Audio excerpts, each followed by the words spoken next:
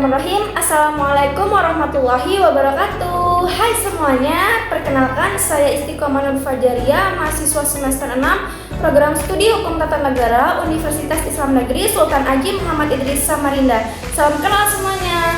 Tujuan saya membuat video ini adalah untuk memenuhi tugas ujian tengah semester yang diberikan oleh dosen pengampu mata kuliah desentralisasi dan otonomi daerah, yaitu Ibu Dr. Haja Siti Aisyah, SPD, SH, MMH, yang dimana dalam video ini saya akan membahas sebuah kajian mengenai apa sih desentralisasi daerah dan otonomi daerah itu.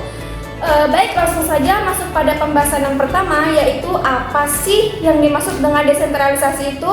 Berikut pembahasannya.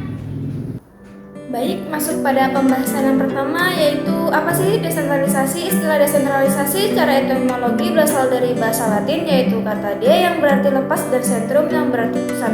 Dengan demikian, desentralisasi berarti melepaskan diri dari pusat. Secara umum, desentralisasi ini dimaknakan sebagai penyerahan wewenang politik dan administrasi dari puncak hierarki organisasi, yakni dari pemerintah pusat kepada jenjang organisasi di bawahnya, yaitu pemerintah daerah. Sedangkan menurut Undang-Undang Nomor 23 Tahun 2014 tentang Pemerintahan Daerah, disebutkan bahwa pengertian desentralisasi adalah penyerahan urusan pemerintah oleh pemerintah pusat kepada daerah otonom berdasarkan asas otonomi. Kemudian masuk pada asas desentralisasi. Yang pertama yaitu desentralisasi sebagai penyerahan kewenangan dan kekuasaan. Yang kedua sebagai pelimpahan kekuasaan dan kewenangan. Yang ketiga, desentralisasi ini sebagai pembagian, penyebaran, perencanaan, pemberian kekuasaan dan wewenang. Yang keempat, desentralisasi sebagai sarana dalam pembagian dan pembentukan dalam pemerintahan. Baik, slide selanjutnya adalah kelebihan desentralisasi. Yang pertama, meningkatkan efektivitas. Penerapan desentralisasi dapat meningkatkan efektivitas dalam penyelenggaraan pemerintahan di semua daerah. Jadi, pemerintah daerah tidak perlu menunggu arahan langsung dari pemerintah pusat untuk menangani atau mengatasi masalah tertentu. Yang kedua, memperpendek birokrasi. Proses birokrasi dapat berjalan lebih singkat serta dapat memangkas tahapan-tahapan prosedural sehingga sistem pemerintahan dapat berjalan lebih efisien. Yang ketiga, meringankan pemerintahan pusat. Pemberian wewenang kepada pemerintah daerah dapat meringankan pekerjaan pemerintah pusat dalam berbagai hal. Yang keempat, kemajuan daerah dapat merata. Dengan menerapkan asas desentralisasi, pemerintah daerah dapat lebih memperhatikan kemajuan daerahnya masing-masing. Diharapkan daerah-daerah tertinggal dapat lebih diperhatikan serta lebih berkembang.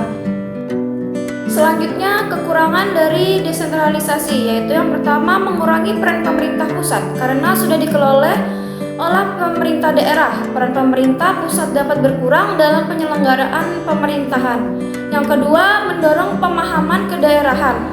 Asas desentralisasi dapat memicu paham kedaerahan yang kuat dan ini dapat mengancam keutuhan nasional. Yang ketiga, perbedaan kebijakan tiap daerah karena memegang wewenang sendiri.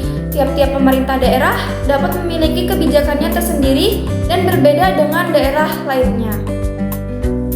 Selanjutnya masuk kepada otonomi daerah. Apa sih otonomi daerah itu? Secara definitif, otonomi daerah adalah kewenangan daerah untuk dapat mengatur dan mengurus berbagai kepentingan masyarakat secara mandiri serta berdasar pada aspirasi masyarakat. Di sisi lain, menurut Undang-Undang Nomor 23 Tahun 2014 tentang Pemerintah Daerah, otonomi daerah ini adalah hak, wewenang, dan kewajiban daerah untuk mengatur dan mengurus pemerintahan dalam taraf kepentingan masyarakat. Adapun tujuan dari otonomi daerah ini adalah yang pertama, political equality, yaitu mengelaborasikan otonomi daerah sebagai suatu kebijakan akan turut serta dalam meningkatkan partisipasi politik di tingkat daerah. Tentu hal ini sangat penting, terutama mengejawantahkan demokratisasi dalam pengelolaan negara. Yang kedua, local accountability, yaitu menjalankan otonomi daerah berarti ikut mengakselerasi dan mengeskalasi tanggung jawab pemerintah daerah dalam sistem aspiratif oleh masyarakat daerah. Hal ini juga berimplikasi terhadap pertumbuhan ekonomi maupun pembangunan ekonomi daerah yang akan meningkat. Kemudian yang ketiga, local responsiveness. Otonomi daerah akan ikut mengeskalasi respon pemerintah terhadap berbagai persoalan sosial maupun ekonomi di tingkat daerah. Aspek ini juga sangat penting sebab otonomi daerah itu akan menjadi sistem yang menuntaskan beberapa problematika di tingkat yang jauh dari pusat. Baik, slide selanjutnya adalah jenis dari otonomi daerah. Yang pertama, otonomi organik, yaitu otonomi menjadi akumulasi urusan yang memiliki peran untuk menentukan ritme dari badan otonom. Yang kedua, otonomi formal, yaitu segala hal yang menyangkut persoalan otonom tidak memiliki limitasi secara positif. Yang ketiga, otonomi material.